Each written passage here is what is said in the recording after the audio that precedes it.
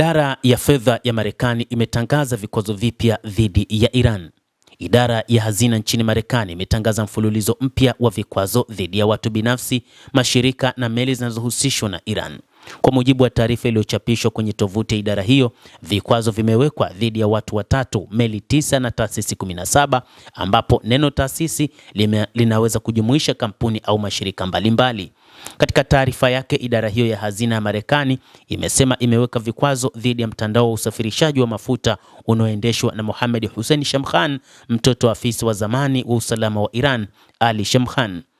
Mtoto wa Shamkhan anatuhumiwa kuhusika katika usafirishaji na uuzaji wa mafuta ya Iran kupitia mtandao mpana wa majini. Kwa mujibu wa maafisa wa serikali ya Marekani, mtandao huo umeingiza mapato mabilioni ya dola.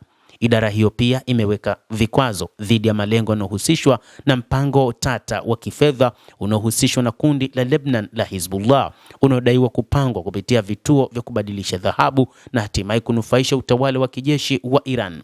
Kwa mujibu wa maafisa wa Marekani, mpango huo unahusisha kubadilisha akiba ya dhahabu kuwa fedha taslim ambazo hutumika kufadhili shughuli za Hezbollah, huko ukikwepa vikwazo kupitia mitandao ya kibiashara na usambazaji. Hata hivyo, inaelezwa kwamba mpango ambao ulipangwa na Marekani ni kwa ajili ya kuinyima fedha nchi hiyo ya Iran, ambayo iliamua kuingia vitani baada ya shambulizi la Februari 28. Katika kujibu, Iran pia ilifanya mashambulizi makubwa katika maeneo ya Israel na maeneo mengine katika Mashariki ya Kati, hasa nchi za Ghuba.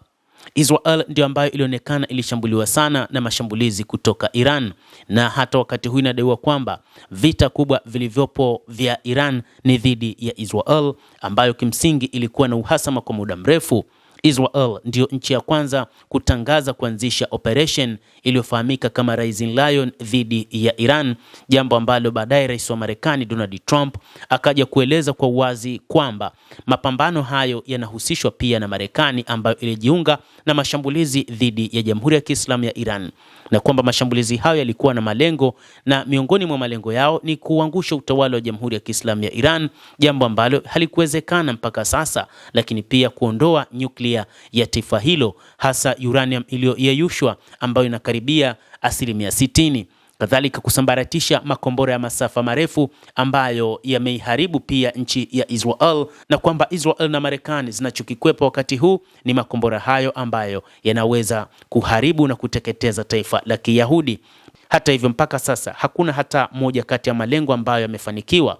Bado Iran ina makombora ya masafa marefu, kwani hata kabla kusitishwa kwa mapigano, Iran ilikuwa ikitumia makombora yake ya masafa marefu kufanya mashambulizi mazito ndani ya Israel na maeneo mengine ambayo yalikuwa na maslahi ya Marekani.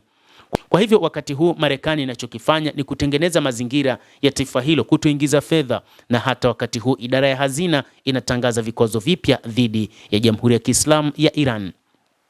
Endelea kutufuatilia mtazamaji, lakini ni kusihi usisahau kulike, kucomment, kadhalika kusubscribe channel yetu hii upate habari hizi kwa mapana kupitia The World News. Mimi ni Adam Hussein, endelea kuwa nasi wakati wote, endelea kutufuatilia uyajue mengi yanayojiri duniani.